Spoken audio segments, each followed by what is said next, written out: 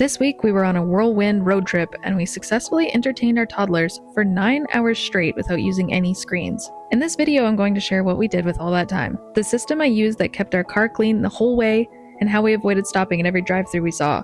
Instead of being trapped for 2 whole days in the car, we thrived, learned, and made memories that will last while being on the road.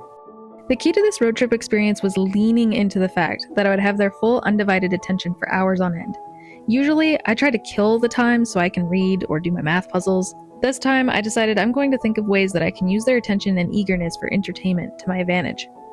We spent 16 hours in the car total, and it actually ended up being one of my favorite outings we had this summer, surprisingly. The reason I went so extreme with this road trip planning was because we have done a couple of mini day trips here and there, about 2 to 3 hours away, and it ends up taking at least double the amount of time it's supposed to. It's chaos the whole way. There's screaming, there's crying. We end up getting there with our nerves absolutely freaking fried. And then we've got to get back home somehow, and it's like you need a week off after that to recover. So I have this family event that I'm anticipating, and I'm terrified. After these couple of day trips, I was literally considering flying myself over there for the day because I just couldn't fathom spending this much time in the car. Some of the things I knew we needed to fix with our prior little mini road trip experiences were A, stopping every half an hour for food and drink. We never seem to bring enough snacks, and we never seem to bring enough drinks. B, entertainment. Usually we rely on my iPad.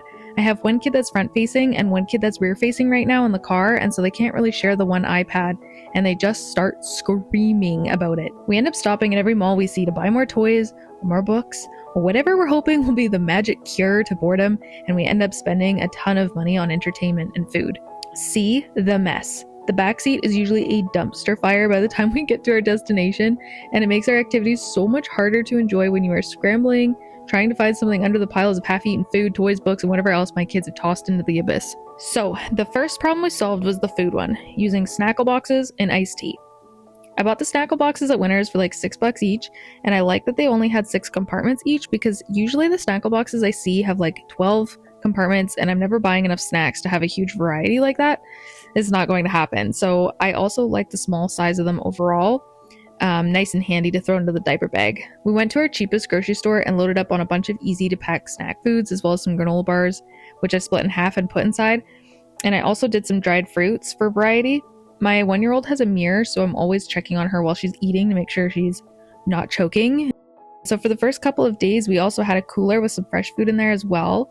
We had berries, peas, and cucumbers from the garden, and those all fit in the Snackle boxes. Basically, at each leg of the trip, we went in the back of the car, got the big bag of snacks, and then I would make their snack like little charcuterie. It kept them so busy, and they also were so good at keeping it nice and clean. There was only one time where my 1-year-old dumped it, and it kept them busy for like half an hour to an hour each time I handed them out. The other thing I did was I bought a box of iced tea bags. They're usually supposed to be hot, but these Lipton herbal hibiscus mixed berry tea bags, I think they're called, they are so good. It tastes like juice when they're made cold, and there's no sweetener in them, but if you've had hibiscus, you know that it kind of has like a tart candy taste to it, and so we loved it. We brought a whole bunch of water bottles with us, and we just shove a tea bag in there, put in our kids' sippy cup, and they felt like they were drinking something special, kind of like a shaken iced tea. Now it's a staple in my glove compartment, in my car, and I'm just drinking it everywhere. So overall for this one, I'd give for ages 6 months and up. For cost, little treat because you do have to buy all the snacks, the Snackle boxes, the iced tea, but realistically, it saves you money in the long run if you're not stopping at all of the drive-thrus on the way. Setup and cleanup, I'd say fun mom because there's a tiny bit of setup. It takes me about 5 minutes to make both snack boxes. However, there's way less cleanup in the car afterwards than when I give them a regular snack, for some reason. Time spent 30 minutes to an hour. It was like a vacation each time they got brought out. Overall, A+. Okay, next, I asked my husband after the road trip, what was your highlight of the car ride? And he said, to my surprise, the camp songs. So when I was planning out our entertainment, I remembered we had these friends growing up, and every time we'd see them, they'd have these cool campfire sing-along like songs, and I was always jealous that they had that because I'd never heard or learned these. They would teach us, you know, different kind of songs like Stella Stella Ola, things like that, and it was so much fun. So I just googled camp songs, and almost every camp out there seems to have their own campfire songbook online for free. So I looked up Girl Guides of Canada campfire songbooks, looked through a bunch of them until I found one that I liked, and I really liked this one. It has different categories of different kinds of songs in there, and the kind I realized I really liked with my 3-year-old are the echo songs, because you sing one line, they sing one line, you sing another line, they sing another line. It is such a great way to teach the lyrics. So our absolute favorite song was The Littlest Worm. This song is so good for goofy 3-year-olds. I just started singing it as like a classic blues verse because I'm not great with complicated tunes and I didn't have time to look it up on YouTube or anything. So I just sang it like the littlest worm, and then she would sing the littlest worm, and then I would sing I ever saw, and she would sing I ever saw was stuck inside my soda straw, and then after each 4 lines you're supposed to repeat it all in one succession. Which is kind of what we're working on right now because it's a little tricky for her, but just going through the whole thing, you know, top to bottom, repeating each line was so fun. Now my 3-year-old sings it to everyone, and it's just such a sweet thing. We catch her all the time singing that song to herself in the bathroom or while she's eating her snack, wherever it is, and she asked me to sing it constantly now at home. It just shows that there's like such a core memory now from this road trip, and we did a lot more than just killing time. We actually used that time to the fullest. So for this one, ages, I would say 2 and up, once they're able to like, you know, copy what you're saying really well. Maybe 3 and up is better, or just like able to carry a tune. For cost, it was free, setup and cleanup, lazy mom, because you're not doing much. Time spent was 15 minutes every time we sing the song. We sing it a few times. It kind of takes 15 minutes every time we start them up. Overall, A+++++++. Also, if something new isn't your jam and you really don't want to look something up, then just sing 99 bottles of juice on the wall. My toddlers don't ever seem to tire of that one, but you definitely will. Okay, and the last thing I'm going to touch on is my big overall strategy. I'm calling them leg bags. They are a surprise bag for each leg of our trip. So we had 7 legs in our trip, 2 of which were ferries that we had to take. I spent about $60 on all the activities, books, and toys combined, most of which were from the dollar store or thrifted. I also had these handy pouches that I numbered and organized all the activities into.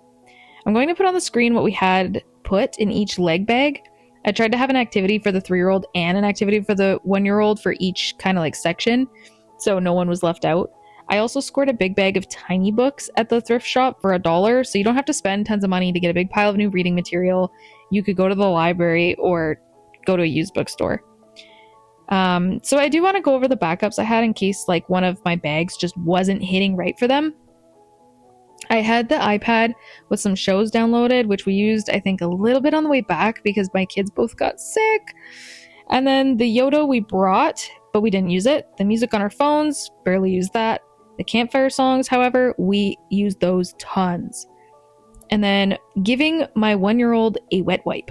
That is always a hit. I don't know why. She loves to use a wet wipe, wiping her window, wiping her car seat.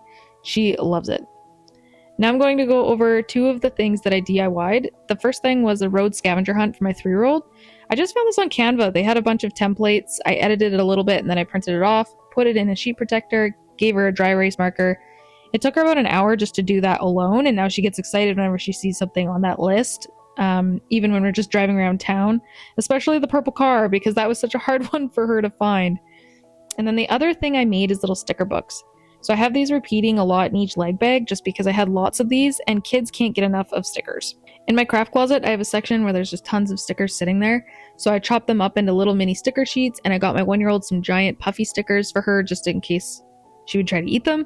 And then I made sticker books. So I took some old coloring sheets that my kid had colored in one of her coloring books. I cut those up into smaller sheets. You can also take magazines, you can take flyers, you can take anything that's just sitting in the recycling bin. Chop them up. Doesn't matter if you have anything specific on the pages. It should look a little abstract, kind of like a puzzle piece. And then you staple them together and there you go. You've got some cute little sticker books. My other favorite thing about the leg bags is that they kept our car super clean.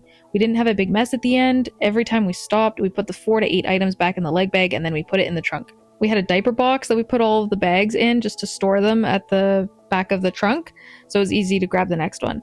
Our car was completely clean at the end. It was a dream come true.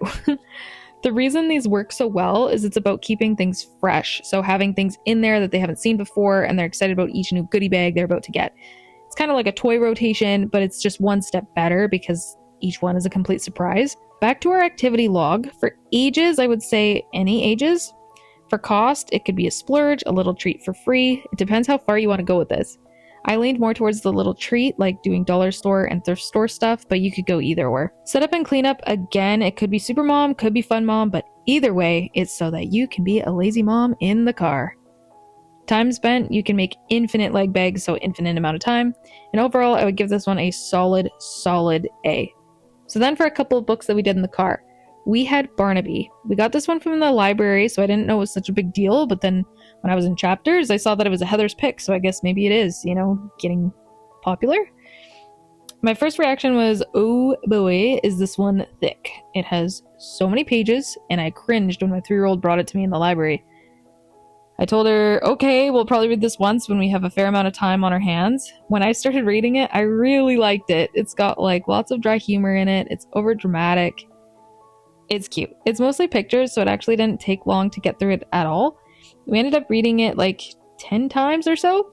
I've thoroughly enjoyed it, so I wouldn't be scared of this one. It's entertaining for both you and your little one, and it would make a pretty good gift too, I think. The next book was called The Balloon Tree. And I saw this one in a bookstore I was walking through the other day, and she'd just gotten a whole box of these in. I basically slammed it on the checkout desk because I used to read this all the time when I was a little girl, and it's very magical. It's a solid, good old-fashioned bedtime story. I told my husband, you're probably not gonna like this one.